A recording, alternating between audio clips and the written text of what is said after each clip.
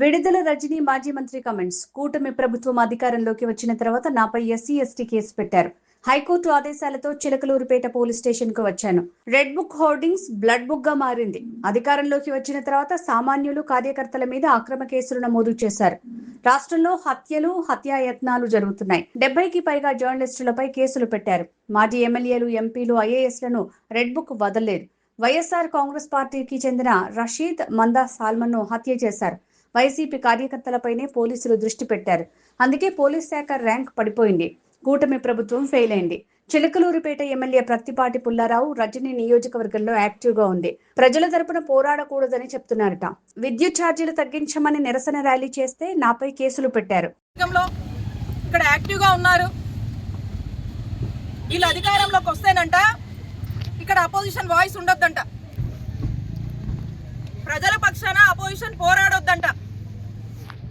ఏ గ్రామాల్లో కూడా వైఎస్ఆర్ కాంగ్రెస్ పార్టీ నాయకులు, కార్యకర్తలు కూడా ఎటువంటి యాక్టివిటీ చేయడానికి వీల్లేదంట.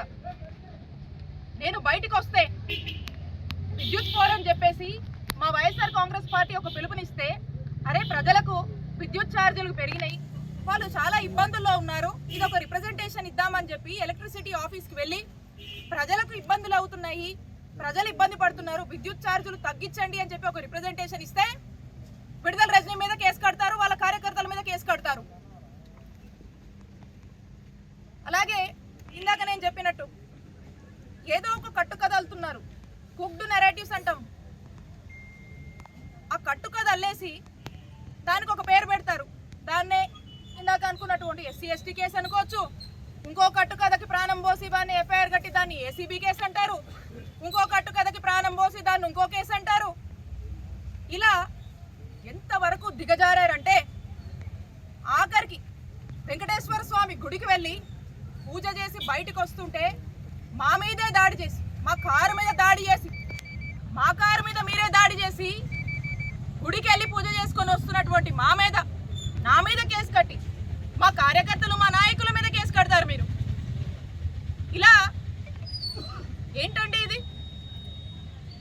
ప్రతి దానికి ఏదో ఒక కేసు కట్టి ఇక్కడ యాక్టివ్గా ఉండడానికి వీల్లేదు, ఇక్కడ అపోజిషన్ వాయిస్ ఉండడానికి వీల్లేదు, ఎవ్వరూ బయటికి రావడానికి వీల్లేదు, మేము ఒక్కరమే ఉండాలి, మాకు నచ్చినట్టు మేము చేసుకోవాలి, మాకు నచ్చిన దోపిడీ మేము చేసుకోవాలి, మాకు నచ్చిన విధంగా మేము చేయాలి, మాకు నచ్చినట్టుగా అధికారులను ఉసిగొలిపి ఈ రెడ్ బుక్ పేరుతో వైఎస్ఆర్ కాంగ్రెస్ పార్టీ వాళ్ళని ఇబ్బంది పెడుతూనే ఉండాలి. ఇది మీ టార్గెట్ ఉంటే నేను ఎందుకు భయపడాలి?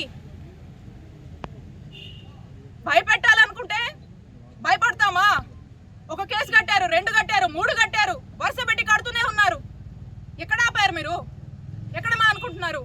ఇదే నేను అధికారంలో ఉన్నప్పుడు తలుచుకుంటే ఒక క్షణం ఎన్నిసార్లు తిప్పుండేదాన్ని మిమ్మల్ని.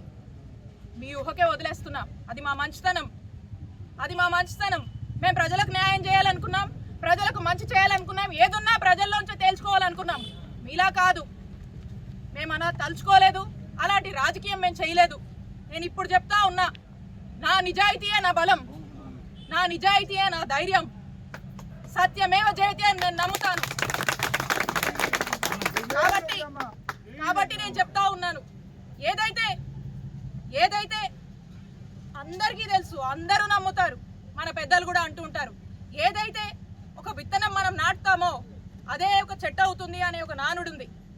మీరు ఏదైతే ఒక విష సంస్కారం, మీరు ఏదైతే దానికి మరి ఏదైతే నాటారో, మరి ఆ విష సంస్కారం రేపు చెట్టు అయినప్పుడు దాని ఫలితాలు ఎలా ఉంటుందో మీ ఊహకే వదిలేస్తున్నాను. కాలం చాలా గొప్పది. ఇక్కడున్న ప్రతి ఒక్కరు కూడా ఏదో విధంగా ఇబ్బంది పడుతూనే ఉన్నారు. కానీ మీకు చెప్తున్నాం, మేము భయపడం. వాయిస్ ఆఫ్ ద వాయిస్లెస్ మా వైఎస్ఆర్ కాంగ్రెస్ పార్టీ. ప్రజలకు ఏ కష్టం వచ్చినా, ఏ బాధ వచ్చినా, ఏ కాజ్ మీద ప్రజలు ఇబ్బంది పడుతున్నా, మీరు ఇచ్చినటువంటి మోసం చేసి అబద్ధపు హామీలు ఇచ్చినటువంటి ప్రతి హామీ మీరు నెరవేర్చకపోతే ప్రజల కష్టాలు మేము చూస్తూ ఊరుకోం.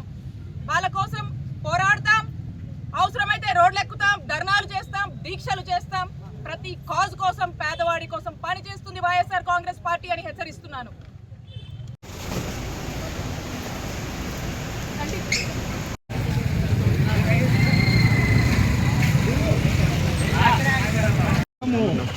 సరే సార్ ఆగుతారు సార్ ఇబ్బంది ఆగలేదు సార్ ఆగలేదు సార్ చలో బా సార్ వెళ్తున్నాం